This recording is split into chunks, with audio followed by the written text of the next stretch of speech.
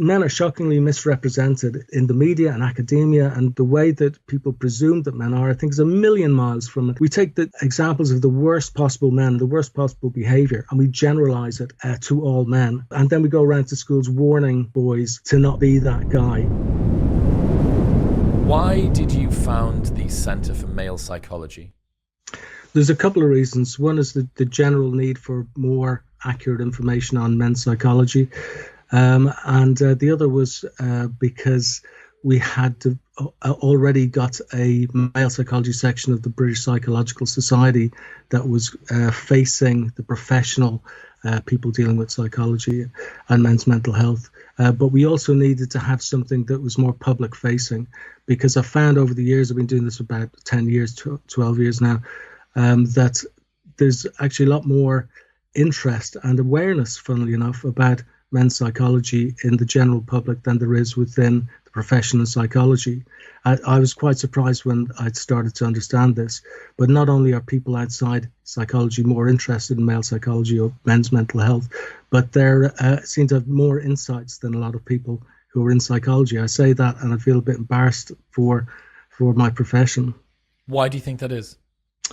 Well, I think that it's a lot of it is the education, in inverted commas, that we get about gender, especially in psychology. Part of it is that there's a bit of a blind spot in that we don't really even focus on men as a topic of interest at any level of psychology education. The one exception now is the University of Sunderland has got an undergraduate module on male psychology, which gets brilliant feedback, but it's the one piece of a module in the world that focuses on male psychology. So we have on the one side a blind spot to even looking in that direction, but also when we do look in that direction, we often have a kind of see it through a particular lens that sort of distorts what people see. So we tend to see men as being really the architects of our own problems. There's a fair bit of what you could call victim blaming that happens. So if men have mental health problems and they fail to seek therapy or any kind of help, and they don't speak to people because they're too manly and stoical, well, it's their own fault, kind of, if they end up ending their own lives. And there's that kind of, I mean, I actually, on my undergraduate degree back in the 90s, when we were discussing male suicide, which was discussed in the space of about 2 minutes, compared to talking about lots of other topics in mental health, including women's depression, which we just really went into quite some detail.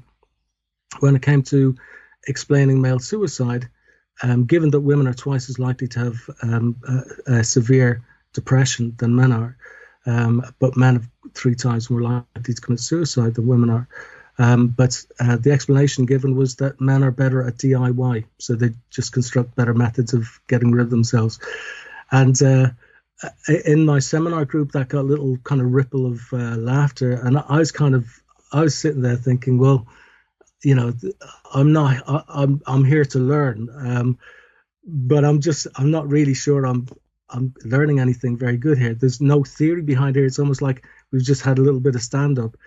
And outside afterwards, we had a break, and someone came up to me and said, it was a woman, she said, well done. I don't know how you managed to sit there through that and say nothing. And I mean, I just, as I said, and lots of students are, I think, the same. You're there to learn. You absorb this information. You think, as a professor telling me this, it must be true. And so we just don't get enough accurate information about men's psychology. We hear, especially when it comes to medicine and vaccines and such like, that the male default, that there is a form which is used. Most drugs are optimized for the male body. Most vaccines are optimized for the male body. We have different immune responses, so on and so forth. Are you saying that this male default or whatever hasn't been ported across when it comes to studying psychology? Oh, yeah, most definitely. Especially when it comes to therapy, then you very much get a female default.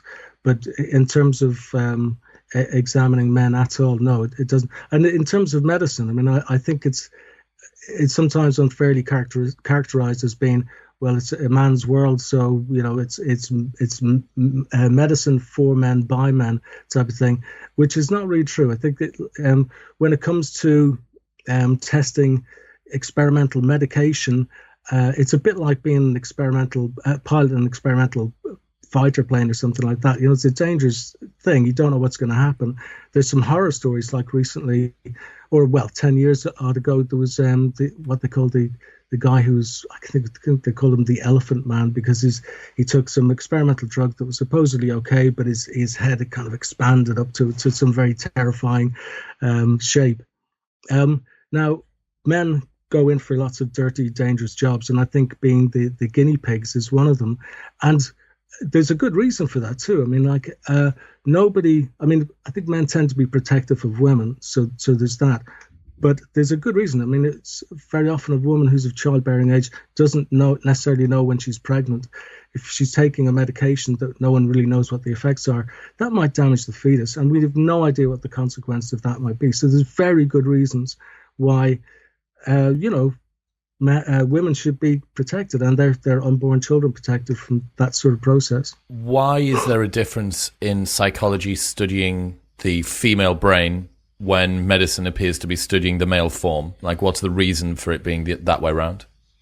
Well, I don't think we're studying the female brain. It's not so much a biological thing. It's a lot about behaviors more than brain. I mean, if you're trying to go on a fishing expedition to find all the differences between men and women in their brain, that can be a really subtle and controversial trip. But what we're looking at more is the way that, for example, in terms of therapy, the ways men and women tend to respond differently to stressful situations, and that's a really key thing. So we've got the model that really applies quite well for women. So when we think about somebody who's depressed, we think about somebody who's maybe cries and kind of, they feel sad and down, and they might want to talk to people about how they're feeling. And that applies more so to men than women. And of course, we have to do the caveat here of, there's different distributions of behaviors and things and types, and not all women are the same and not all men are the same. But by and large, I think it's important to recognize that what we do when we're dealing with patients in therapy tends to be more modeled on what women like and respond to than what men do. And so women do tend to fit into this. And it could be, some people suggest it might go back to Sigmund Freud, who his client group were almost all women. And that kind of model has sort of just become the default from there. I mean, how true that is, I don't know. But it's certainly one that we have to this day. Is this what you call the male gender bias? Yeah, this is part of male gender blindness, and is something that Martin Seeger, consultant clinical psychologist, who really started the male psychology movement in the UK. He coined this phrase, male gender blindness, which it tells you about just this cognitive distortion, really, that we have. Like, it's not something that people do intentionally, and people might be very fond of men in general, but they tend to have a sort of a blind spot to being able to see when men are having problems, or even when boys are having problems. We see it much more readily when it's problems are happening to women and girls than we do men or boys. So, and I think this is borne out quite a bit, actually. And this is as a psychologist, obviously I'm interested in psychology, and where male gender blindness tends to be most obvious is in the therapy room. What's beta bias and gamma bias? Right. I'll start with alpha bias. Alpha bias is something, it relates a bit to what we were talking about with trials of medicines. It has been said, and it is still said quite a lot, that there's a bias in favor of looking at stuff from a men's perspective. And alpha bias in research and psychology was said to be the tendency to look for sex differences in any research that you do. This was a focus of interest, and magnifying differences between men and women and kind of male rats and female rats. That was a big thing. So, and then beta bias is the opposite, really. It's minimizing differences between men and women, and that's what we've got, really. And it's another way of expressing male gender blindness, is we have a tendency to minimize any differences that we see between men and women. So when we have a therapy and it works well for women, we don't really question whether it might not work for men, because we're saying, well, there's no real differences between men and women. And in fact, the saying about this is there are more similarities than differences between men and women, which is absolutely true, and absolutely true. But then again, you could say that genetically there's more similarities between men and humans and mice. There's like we share 95% of genes, but there are differences, and those differences make all the difference. And I think that's what gets missed with this. I think in many ways a well-meaning view of people, like there's men and women are more or less the same, so we shouldn't treat them differently. And the fear is that if you do treat men and women differently, that you're going to lead people back to the days of patriarchy and ideas like this. It's going to end up disadvantaging women, and I just don't think that's true at all. And I think that we've come to the point when we have to discuss things in terms of the fact that men are committing suicide 3 times the rate that women are, and all sorts of other problems that suggest that men are having unresolved mental health issues, like men, substance abuse at twice the level that women do, and homelessness, rough sleeping, much more. The prison population, 95%. Well, there's many ways in which you see that men are having issues that aren't being dealt with by psychologists or therapists. They're going, they're being overlooked, and a lot of it is male gender blindness and this beta bias that we have. And gamma bias is then a kind of an elaboration of the idea of beta bias. And again, Martin Seeger is the person who identified gamma bias. And this is the tendency to, for example, when people do things that are good, sort of things that you would normally applaud and think that they might get prize and things like that. We tend to, when it's done by a woman, we tend to emphasize the fact that this is a woman achieving this award or doing this great thing. But if a man does it, we tend to not emphasize his gender so much. It's just kind of like it kind of goes in the background. It's a woman, though. It's, oh, look at this brilliant woman. And it becomes more of a serious issue when it happens in terms of negative things. Like, for example, a topical thing is violence. When violence is done by men, we tend to emphasize the fact that it's a man, it's a violent man. But if violence is done by a woman, we tend to play down that, like somebody got stabbed or something like that. The fact that it's a woman might kind of disappear to the end of the story if it appears at all. And this is quite important, I think, in many different ways. But because we then, I think, as therapists, one very important thing in therapy is to have empathy for your client. And if we basically don't like our client all that much because we're presuming really negative things about them, I think that's very likely to interfere with what's called the therapeutic alliance. And one of the things that makes the difference between therapy being successful or not is therapeutic alliance. It's the thing that most consistently explains the difference between therapy that works out and therapy that fails. And if you have people who presume that if your client is male, they've got male privilege, they might have had an easy life, much easier than women. If they say something, and this is not uncommon, if this male client says that the reason he's there is because he's depressed. Why depressed? Well, I get into fights with my wife.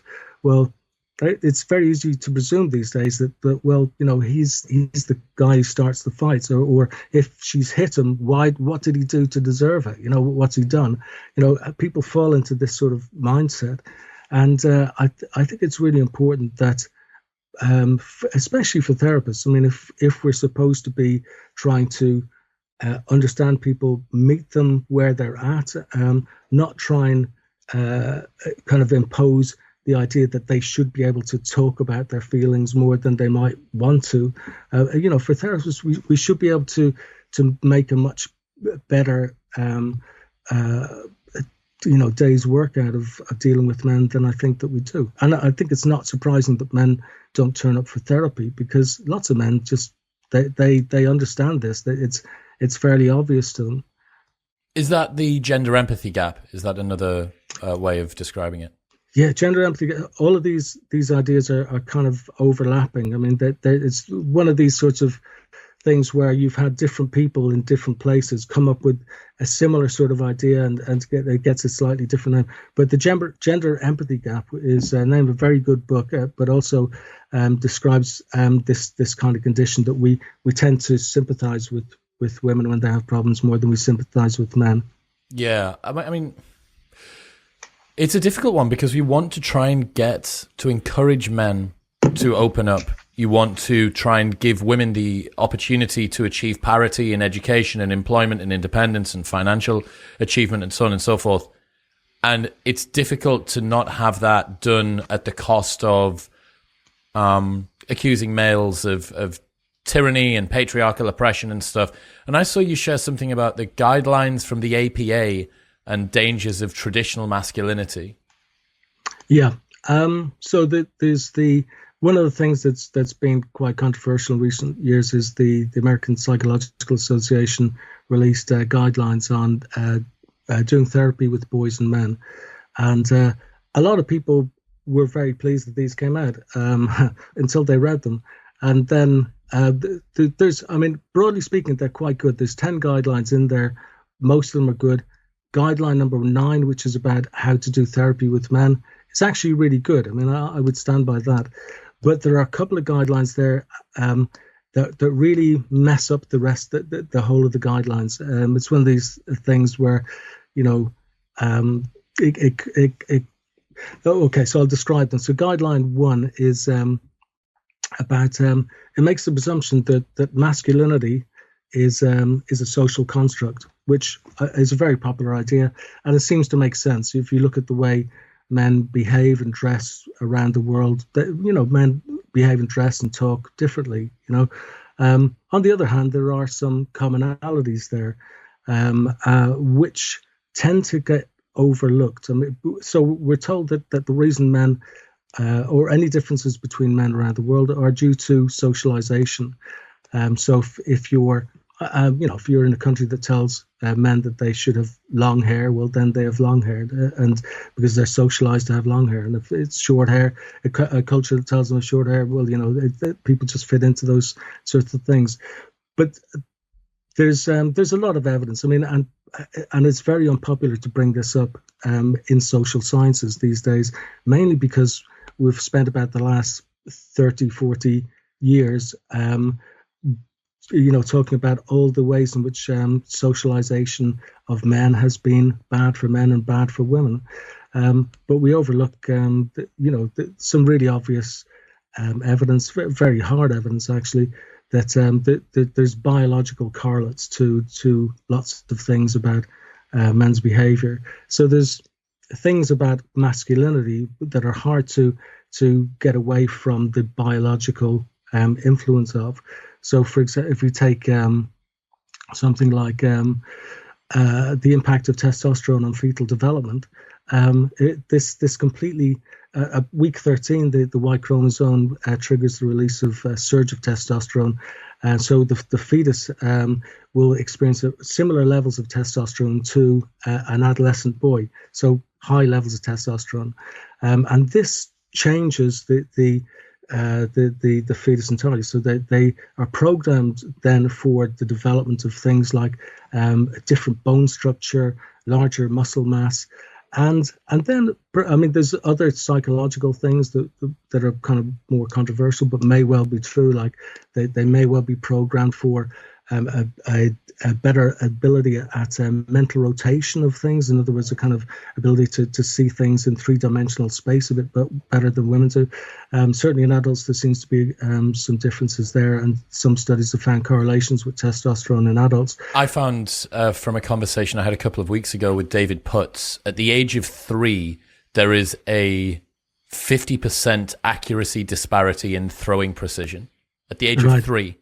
Yeah. So if you get toddlers, boys and girls, you split them into 2 groups and get them to throw. This isn't to do with power. This is before testosterone from puberty's kicked in. This is exclusively due to that. And it seems like this predisposition toward mental rotation. Now, what women seem to be better at was remembering the location of things within a smaller area. So this would have made sense. This would have been adaptive, right? If you're a forager and you need to know, let's say you've got a 1 kilometer radius around wherever the current tribe is situated, and you need to remember where's the good route, where's the bad route, where's fresh water, where's bad water, where's the bush that's got lots of berries, where's the bush that's got less.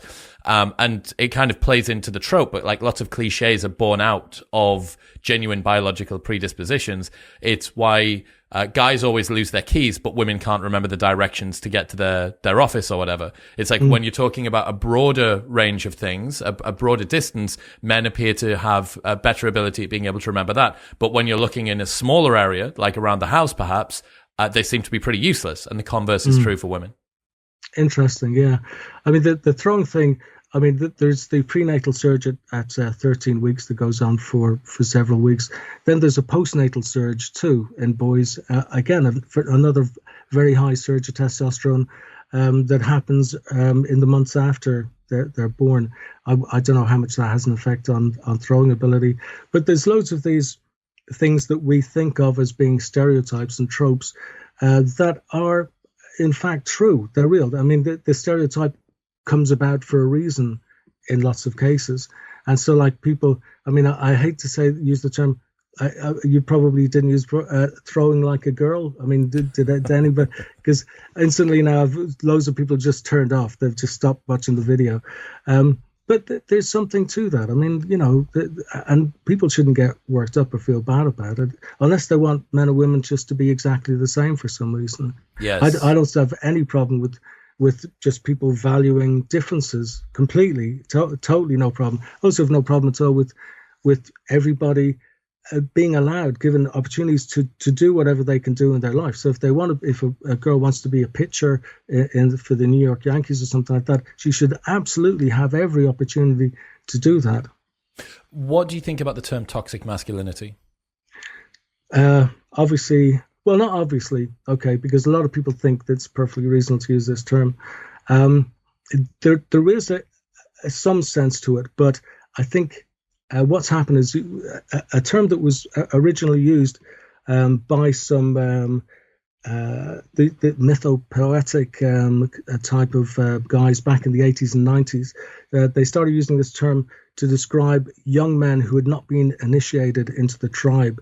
And if for whatever reason a young man didn't go through the initiation ceremonies, which would help them to become a member of the tribe, they would kind of go off and kind of go a bit wild. They wouldn't kind of feel any affiliation with the tribe. They'd be a nuisance. And so this was called toxic masculinity. And, you know, there's, you know, different suggestions of how to rein them back in.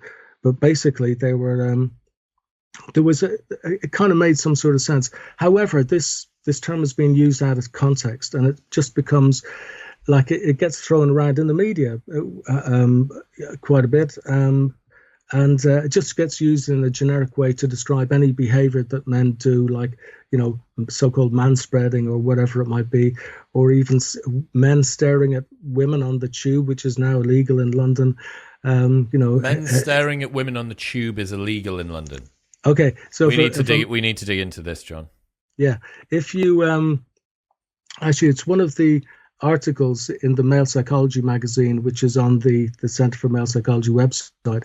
A very good article written recently by Jenny Cummings-Knight. She's a psychotherapist over here in England, and she's written a very good piece. Lots of people have liked it.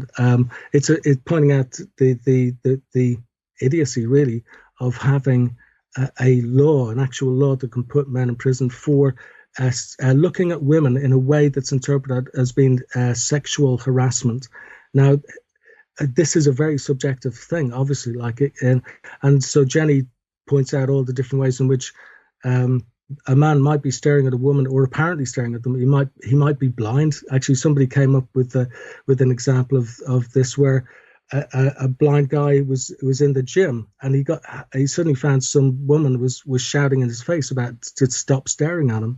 And he's saying, "Look, sir, I'm blind. I'm not staring at you." He said, "Stop, sir! If you don't stop." And she brought the manager over, and he was saying, "Look, I'm blind. I'm not staring. I can't." He showed them his card, and still, people just presumed that he was doing something bad because he was apparently staring at this woman. Well, in London, on the London Underground and other public transport, you can now go to jail if you're a man and you do that. A senior police officer has urged everyone who witnesses intense staring on the London Underground to report it amid concerns it could be an early sign of unhealthy sexual behaviour. Posters have now been placed in the tube train stations across the capital stating intrusive staring of a sexual nature is sexual harassment and is not tolerated. Yeah. I mean, the thing is,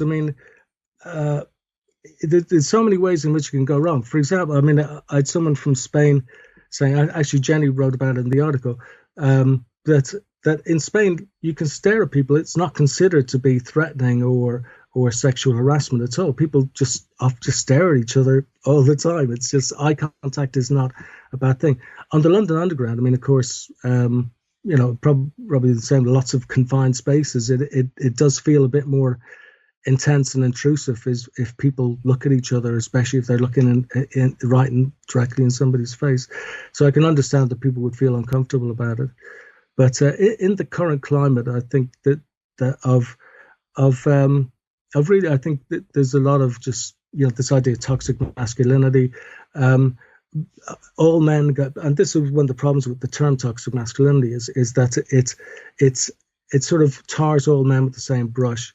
And although people say, "Oh no, we don't mean all men, we just mean the men who do these things." Well, when you use a term like toxic masculinity, it's when you tag toxic onto masculinity, it inevitably it poisons the whole.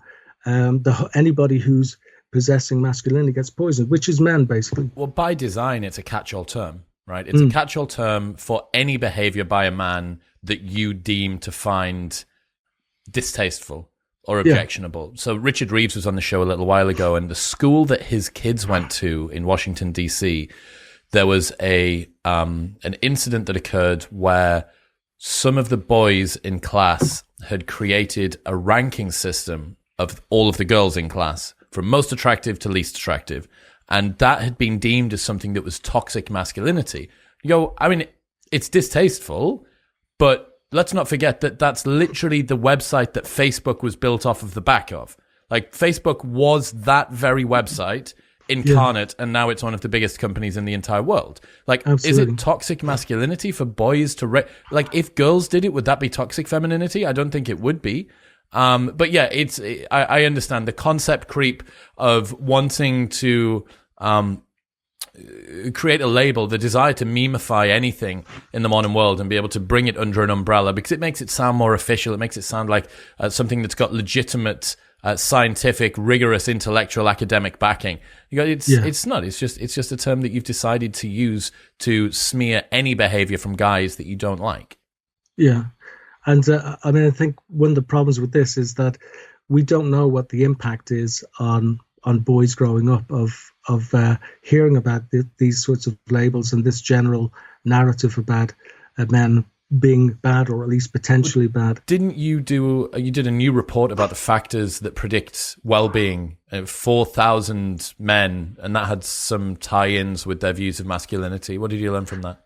Yeah, so this was on men rather than boys. I am more concerned about the effect on boys because I think it might be have a more powerful negative impact. But this was on 2,000 men in the UK, 2,000 men in Germany. Very similar results in both countries, and I found that that some of the most significant predictors of their mental well-being were how they thought that masculinity affected their behavior. So that men who thought that masculinity made them recycle less and be less environmentally friendly. This sounds silly, but men who thought that masculinity made them inclined to be more violent to women and made them less inclined to talk about their feelings. These men, this kind of set of ideas was strongly correlated with them being having a less positive mindset. And this, when I say less positive mindset, this questionnaire that I used, the Positive Mindset Index, is itself strongly correlated inversely with suicidality. So when you say somebody is a lower positive mindset, you're saying that they're probably going to be more suicidal in their thinking. So basically, men who think that masculinity has a bad effect on their behavior are, have worse mental health, you could say, in a nutshell. And we found the converse was true, but only in the German sample, significantly, that men who thought that masculinity was good for their behavior, so made them more protective of women, made them want to be better dads and better providers in their home. These men had better mental health. So I think there's probably, although we're talking about a correlational design here, there is some reasonably good smoking gun evidence that's being exposed to a negative narrative about masculinity and internalizing that then and thinking that masculinity is a bad thing is going to make you feel worse. Well, why wouldn't that be the case? You're kind of born. It's like it's basically the same as original sin. It's the same concept as original sin. You're born as this fallen creature. There is something innate and in you that is a part of you that you didn't choose, but is also somehow toxic or damaged or insufficient. Yeah, I mean, at least with original sin, there's redemption. I guess certain therapists might think that they can redeem you, but I'm not sure. I'm very worried about the impact on boys. A lot of people are too. We did a survey a couple of years ago that found that I think 80 to 85% of people thought that were concerned that the narrative around toxic masculinity would have a negative impact on boys. We really, like, getting back to psychology as a profession, we need to be more interested in this. We're not even a little bit interested in this. This is one of the terrible things. We're interested in finding out all the ways in which masculinity is bad for men and bad for society. We're not interested in really examining that idea and seeing whether this idea of toxic masculinity or hegemonic masculinity, or any of these ideas are really just social constructs that psychologists and sociologists have come up with that we impose on people's behavior, and then all we see is evidence that confirms our preconception about them being bad and having this masculine original sin.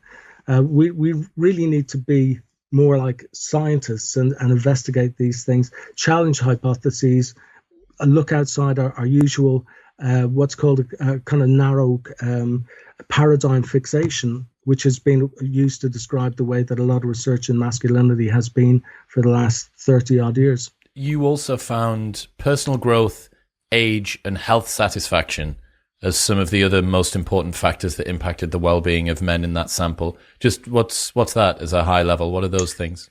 So personal growth is just an interest in your own personal development was the strongest predictor of men's mental well-being. Wow. I know that.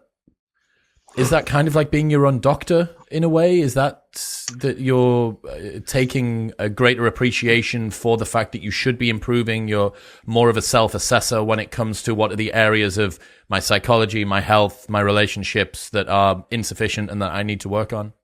Yeah, basically, yeah. So it's kind of, I'm overlooking this. There's lots of things in this report that suggest that men are anything but toxic. Like the thing that makes men happiest is when they're satisfied with their own personal development. Another thing we did in that survey was ask men what core values they thought were most important. So the core values of being adventurous and being athletic were at the bottom of the list of things that they thought were most important.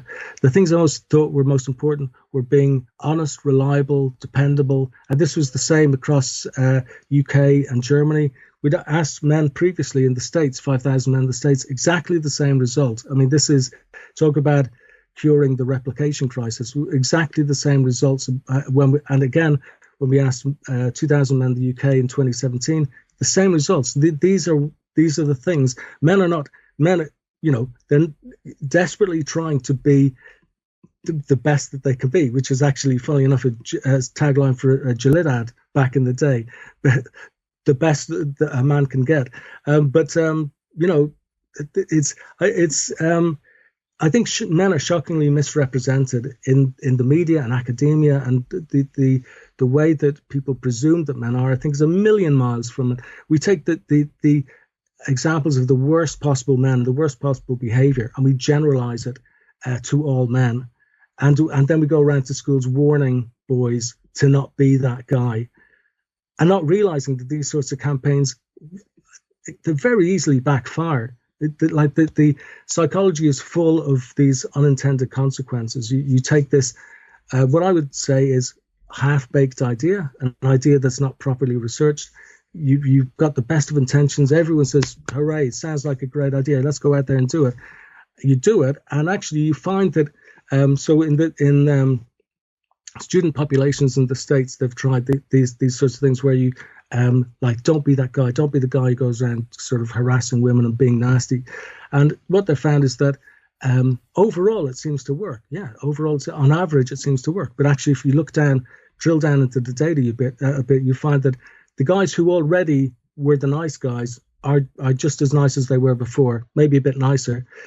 The guys who weren't impressed with any of this stuff in the first place have now got worse. So you've just made the problem worse. You maybe. How would it be the case that you would get good outcomes from this kind of a campaign if the good guys got better and the bad guys got worse? If the good guys weren't going to do anything in any case, how do you get better outcomes? Because 95% of the people in that study are good guys. So when they all improve, these guys kind of get worse. The bad guys get kind of they disappear in the data because on average everybody has improved a bit. Well, I mean, this was the insight from David Buss's Men Behaving Badly, right? That was one of the big insights from that, which is that almost all sexual assaults that are conducted by men, perpetrated by men, are done by a very small number that are repeat offenders. You have a small number of guys that are complete arseholes, and then you have this big wealth of guys that behave in a perfectly acceptable manner toward women. And the problem is that when you do take this broad strokes brush, you end up causing most men, most of whom are well behaving, to feel fearful, ashamed, guilty, disgusted, whatever about their own masculinity. I remember I was reading an article that you shared a little while ago, and this, I think, was in Ian Brower College in Australia. Parents and male students were left mortified after the school forced them to stand in assembly and apologize to their female classmates for sexual assaults committed by males. Brower College in southwestern Victorian town of Warrnambool, I'm not even going to try and say that properly, held an assembly on Wednesday where boys were told to stand up in a symbolic gesture of apology to girls and women. My 12-year-old has no idea about rape and sexual assault, and he was made to apologize, and he doesn't understand why. Earlier, 12-year-old Levi, who had only been at the college since the start of the year, said he was forced to apologize to many of his classmates who he hadn't even met. They told us to stand up and turn to a girl in our class and say, sorry, Levi told Current Affair. I don't think it's okay to be sexually assaulted. I felt a bit under pressure to stand up, and if I didn't feel like I was a bad person. Another student named Vinny said that there were several girls in the assembly hall that began crying because they'd been revealed in front of everyone as having been victims. I had girls behind me crying because they'd basically been exposed to the entire school, and we had to apologize for stuff we didn't actually do. What a mess. I mean, what an absolute mess.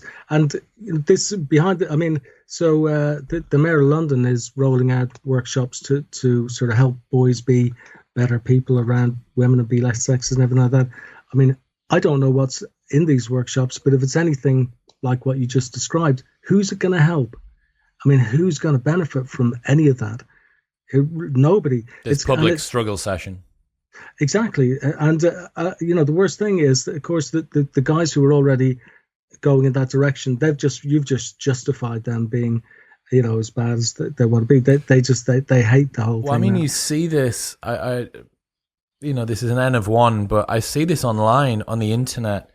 The guys that spend the most amount of time learning about gender dynamics are the ones that want to push back hardest against this sort of, whatever you want to call it, like hyper egalitarian or hyper sort of equal view of the world, because they feel like they're being preached to, they feel like they're being told how to behave.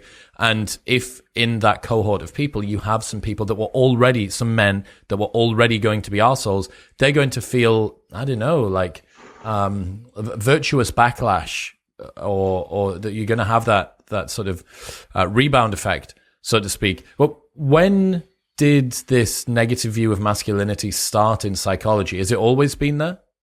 No, not at all. It used to be, like, as I said, men haven't really appeared very much in psychology over the years until around the 80s and 90s. And then from sociology, really, came this idea of hegemonic masculinity, started up in the 70s, reached psychology around the 80s and 90s. And hegemonic masculinity kind of cast men as being very competitive, very aggressive, kind of domineering, misogynistic, homophobic, and this was adopted by some people in the States, and we developed then. It just snowballed from there. So men went from being considered as being athletic and energetic and domineering and aggressive, physically aggressive, to being then all these things, like they became homophobic and sexist and things. And so we have definitions of masculinity that are used in psychology now. Not everyone in psychology uses it, because it's still sort of it's not a mainstream part of psychology. The media has picked up on it a lot more. Governments have picked up on it, unfortunately, including the UN and associated organizations like the World Health Organizations. They tend to have adopted this negative view of men, and because the media have run with it, people it's just a general thing. It's kind of part of our atmosphere that we tend to think of that there's something wrong with men.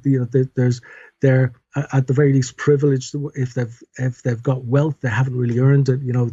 They've had a kind of a head start over women. I mean, it's a recipe for just poisoning people against each other, which I think is awful. And another bad thing is that of course it's for these guys who do engage in these horrible sexual behaviors and bad behaviors. It doesn't solve that problem by just saying that it's caused by masculinity. You're not going to solve the problem by saying it's masculinity. You'll only solve the problem by actually getting to the roots of the problem. And the roots of the problem are usually, for people like this, early trauma, childhood trauma, sometimes sexual trauma, like for sex offenders, sexual trauma. And there has been some research by Naomi Murphy, who is a clinical psychologist, worked with prison populations with some very serious offenders, that some of the very worst sex offenders, they did have as the kind of the background to their offending, being sexually abused by female adults when they were children. So you have but who wants to look at that? I mean, we're so far away from being able to deal with that reality. We'd much rather, I guess if you're a politician, how are you going to change somebody's childhood like that? It's so difficult, and the therapy takes an awful long time.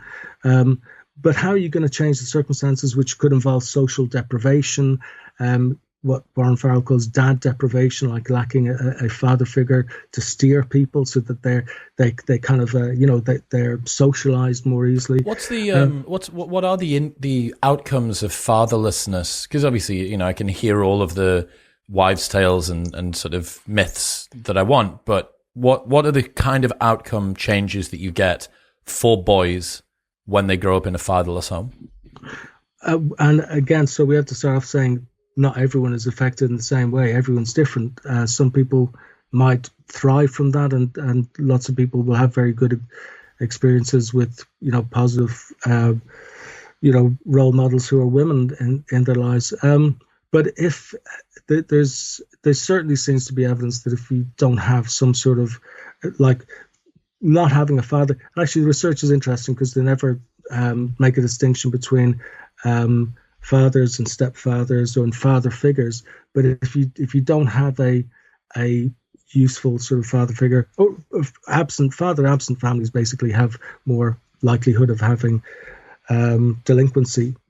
So and this applies to women to some extent too, but certainly for men, it can be something that you people drift into a life of crime. Well, it's often not a life of crime. It's often a decade of crime, or up until their 20s before they grow out of it and start learning to control themselves a bit more. But the risk. I mean, there's plenty of evidence that the risk of boys in families that don't have dads are more likely to drift into delinquency, and loads of them don't.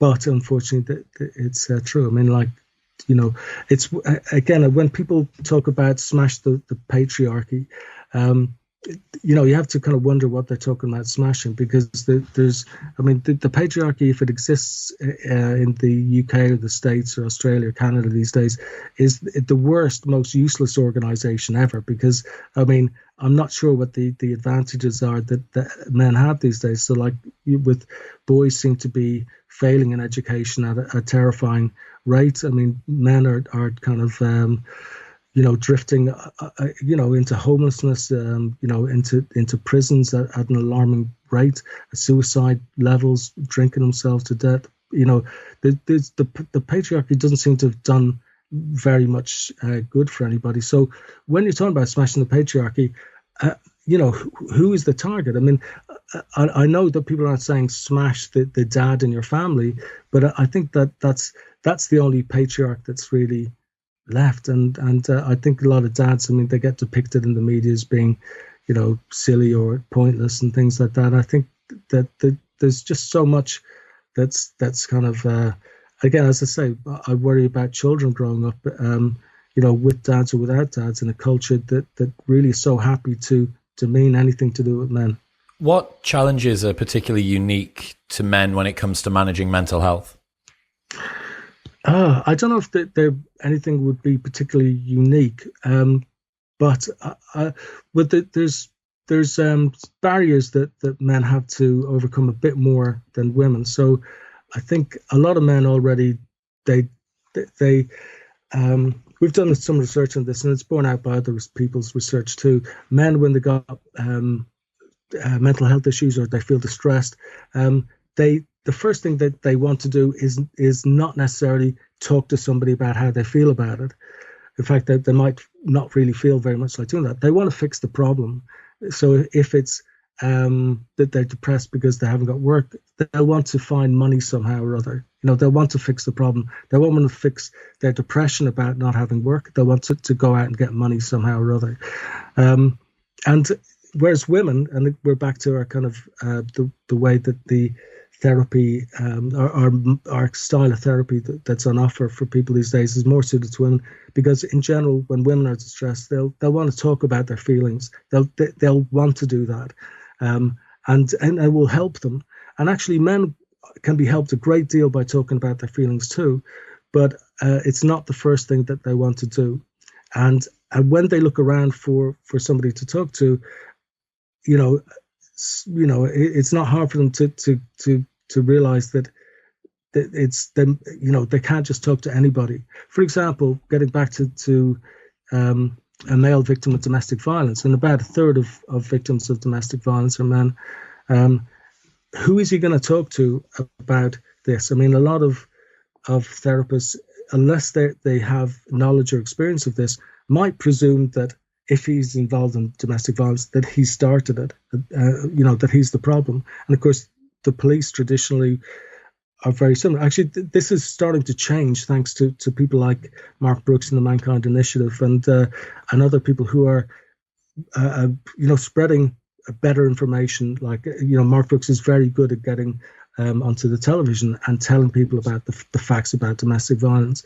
And so if a man is suffering from domestic violence, he knows that he can go to the Mankind Initiative and he can phone their helpline, and he knows that he's not going to be presumed to be an offender. He knows that when he talks to somebody there, they will accept that he may, they will not presume that he's doing anything other than telling the truth about his experience. But a lot of other places that men can go, they can't necessarily make that assumption. And lots of men know this. I mean, like, I have to say, I mean, I'm a bit embarrassed. I have tended over the years to end up doing research on things that actually most of the general public already knew about. So when I did my research, finding that when distressed, women want to talk about their feelings and men want to fix the problem, no one was surprised except psychologists who I talked to. It's like, and there's so many other things. I mean, but well, isn't that strange? Isn't it strange that you're having to reverse engineer an ideology out of the discipline which is supposed to know what the public is already aware of? I again, it's terrifying in one way. I mean, we're supposed to be the ones who kind of know, aren't we? Really, Yeah, you're supposed to be the tip of the spear, and downstream from that is the general public that are learning off the back of. I mean, It's a strange one, I suppose, especially when we're talking about men getting into therapy. I had this guy, Adam Lane Smith, on the show, psychotherapist from the Midwest. And he really sort of red-pilled me about this, about saying, look, men want to be able to fix the problem. Men want to be able to feel capable and in control, and you want to give them the path out of it. Now, women are happy to talk about their emotions, but that doesn't really make men feel any more capable. It might help them to open up and understand what's going on, but it doesn't fix the fundamental sort of listlessness, vulnerability that is, I guess, a cause of a lot of shame. And around this, you see, I don't know, like if a guy is to open up about something that he's struggling with, a man who is going through a difficult breakup, let's say, is sort of told that they should get on with things. A woman that's going through a difficult breakup is deserving of sympathy. Now, that's not to say that, again, on average, blah, blah, blah, but it doesn't seem to help the situation. It doesn't seem to help the situation massively. No, it doesn't. And it's, I mean, again, like when you mentioned the red pill community, I mean, there's all sorts of places online that are kind of, they're ahead of psychologists in this, that they know it, and guys know it. Like they will gravitate to these places, and they might not always get the best help that they need, from these places. I mean, so what we need some sort of combination of what a psychologist can offer in terms of the years of, because psychologists are usually very good at dealing with a lot of issues. I have to say, just when it comes to men these days, it's not worked out so well. But they do need to be more open to what they're hearing from the internet, and not dismissing it as being the manosphere and things like that. Well, the problem that you have, if you don't have an authority which is not necessarily regulated, but is more rigorous with its methods and stuff, if you don't have that available for men to go to, they will go to Reddit communities and Discord servers and YouTube channels and stuff like that. And that's great, up until the point at which audience capture and the incentives of audience capture encourage those creators to make ever more outlandish claims that can become toxic in their own right. There are 100% incredibly toxic, negative areas of the red pill, manosphere, black pill, incel community online that the world would be better if they didn't exist, right? Now, the problem is, and it's the same reason as to why when people ask about how come the right appears to have captured most of the conversations around men, it's like, well, because the left doesn't care. The left isn't having a conversation with men about what it means to be a man. They're not presenting any positive role models for either men to grow up into or for masculinity as a concept generally. So you've just left this world open. And it's the exact same dynamic that I'm seeing with regards to psychology and the manosphere, as if you want to call it, as like one just big group. psychology and psychologists haven't spoken to men in a way that gives them a firm footing for them to stand on, that helps them to understand their own programming, their own nature. So I'm going to go somewhere. I go to this place on the internet, but then we have a lot more perverse and contra incentives that are going to cause those people to take information and run, play liberties with what it is that they can say. They're not beholden to, any rigors of academia or anything. There's no regulations at all. And that is how you end up with this sort of intensity spiral that creates an ever more aggressive and sometimes negative community. Yeah, absolutely. And psychology has failed there. I mean, we should have never adopted this negative view of masculinity. We should have been always more open to what men need when they've got mental health issues. For some reason, we've just, as Martin Seeger described it, male gender blindness. We've just not been able to see it. We still, even though we have a male psychology section of the British Psychological Society, and it's out there, and it's giving the right messages.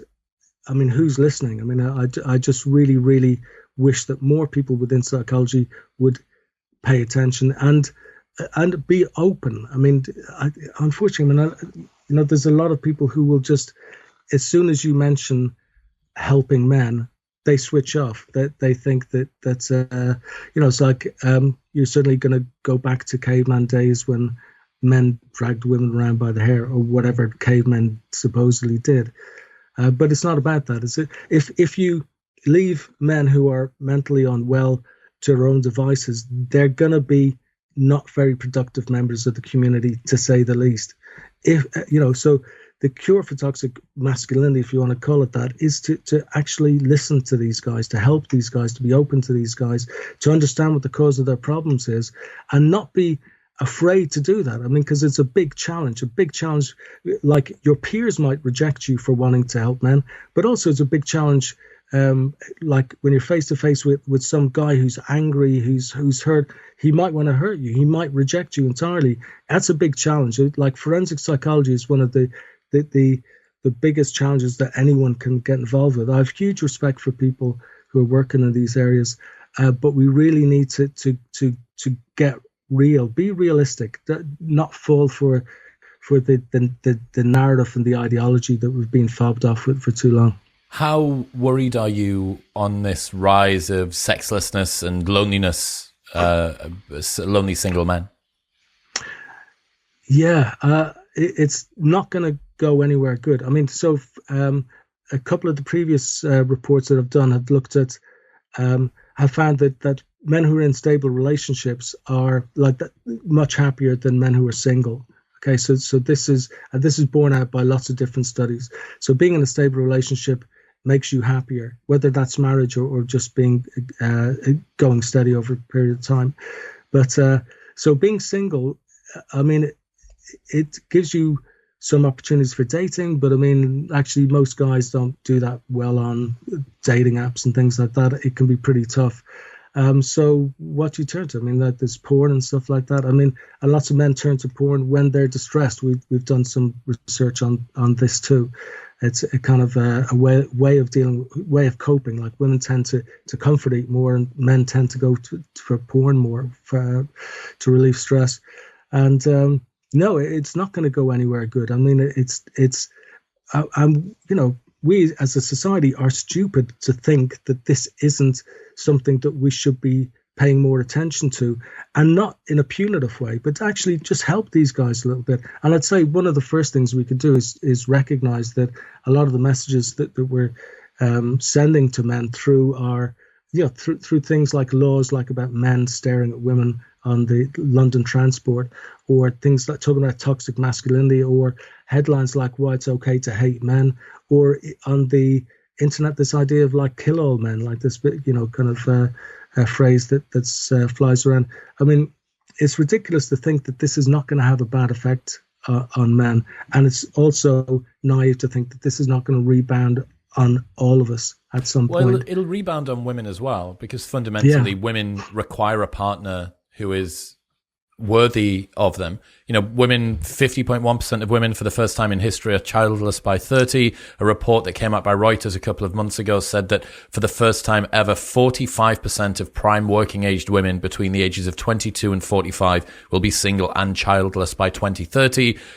All of these stats suggest that women are struggling to find a mate that they can contend with and are attracted to. And I went out maybe a year and a half ago with a friend, and we were in a bar in London, and he's single, and I sort of nudged him and pointed to a group of girls over the far side near the bar, and I was like, oh, why don't you go over and talk to one of those? And he looked like I'd suggested that we go and dismember one of them. He's like, I've been told that I should never approach a woman in a bar, that's incredibly dangerous for me to do. And he's Gen Z, so he's maybe 12 years younger than I am.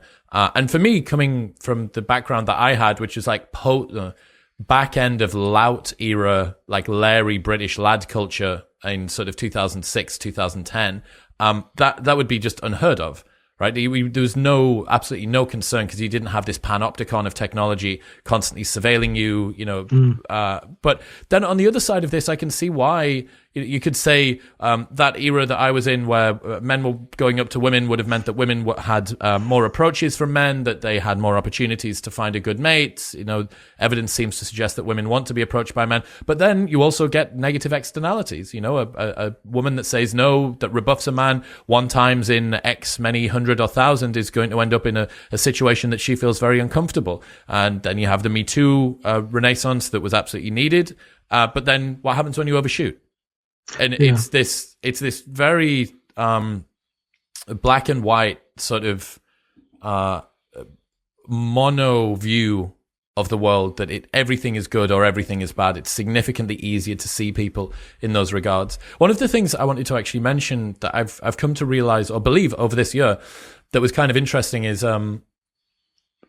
there's often stories about how when you have societies with a high preponderance of single men without partners, that is just before some huge instability that causes its downfall, right? And there's some evidence throughout history that seems to suggest men get into a relationship, testosterone drops, men have a child, testosterone drops again, they are part of a community, blah, blah, blah. They're domesticated, essentially, by their partner and their family.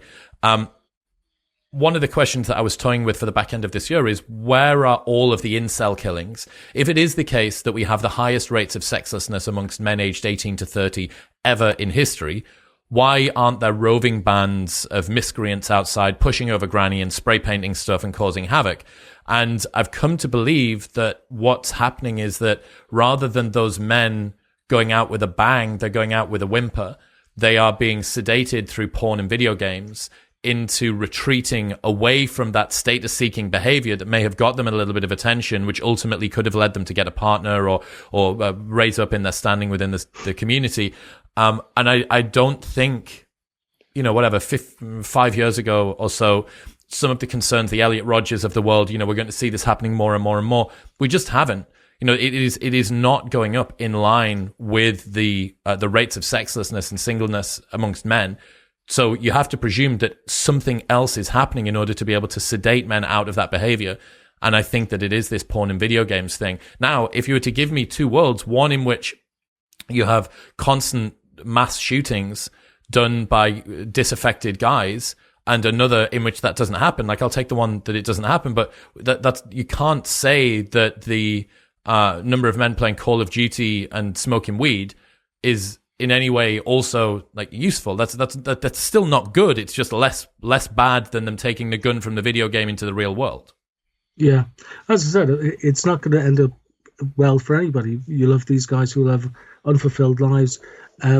People who would have been their partners will have unfulfilled lives.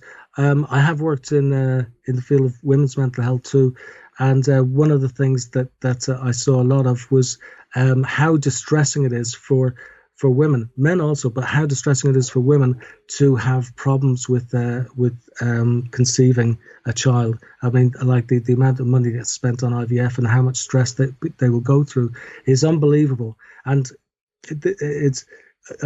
it's hard to appreciate when you're younger how much stress you're going to have when you get older, because we're back to tropes and stereotypes, but like this, it's the idea of the biological clock for women is, in my experience of dealing with women in these situations, it's true, and it's a tragedy, and we should be trying to help everybody, I think, in an ideal world, we would have people kind of meeting up in a kind of an effortless way, and kind of matching off with each other and having happy lives and happy families. I think that would be a good result for everyone. But we're scaring women away from men these days, and men are just sort of feeling rejected and backing into a corner, and that's not good. No, and I wonder whether a world in which most of your experiences of the real world can be mediated by social media and news, you actually end up experiencing many other lives, right? The stories that you hear about other people's lives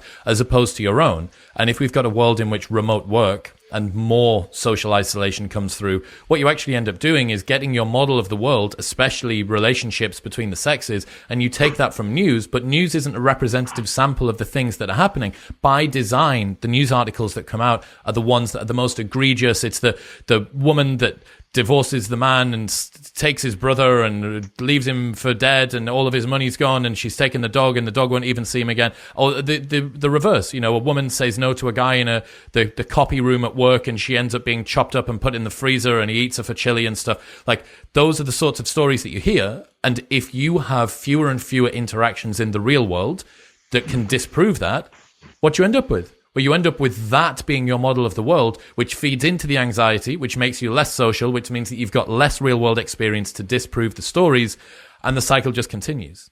Yeah. In a way, everyone needs to get out more, you could say, and talk to each other more too.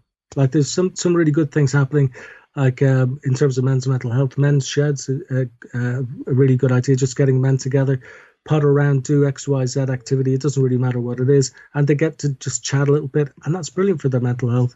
And there's sort of Andy's Man Club and things like that where men get together, and these things, kind of getting outside, being out in the real world, finding out the reality is not as bad as it is. And the same for women too. Like, men are really not as bad as you might think. There's loads of brilliant guys out there. They might be stuck on their Xbox at the moment, but just dust them off a little bit. They'll be brilliant. Look, Dr. John, I really appreciate you. Where should people go if they want to check out the stuff that you do online? Best place is probably the Centre for Male Psychology .com. And we've got, they can sign up to our newsletter, which is free, and they'll get the monthly magazine, which you've talked about a couple of the articles in there. Yeah, they're very popular, very good. If you're a psychologist, go to the male psychology section website on the British Psychological Society, and you'll find that there's some. The Centre for Male Psychology too is a great place. We've got loads of articles, academic articles too, as well as sort of more general magazine articles. So, and we have questionnaires that you can use, like the Positive Mindset Index and things like that. So yeah, go to those places. All right, John. Thank you. What's happening, people? Thank you very much for tuning in. If you enjoyed that episode, then press here for a selection of the best clips from the podcast over the last few weeks. And don't forget to subscribe. Peace.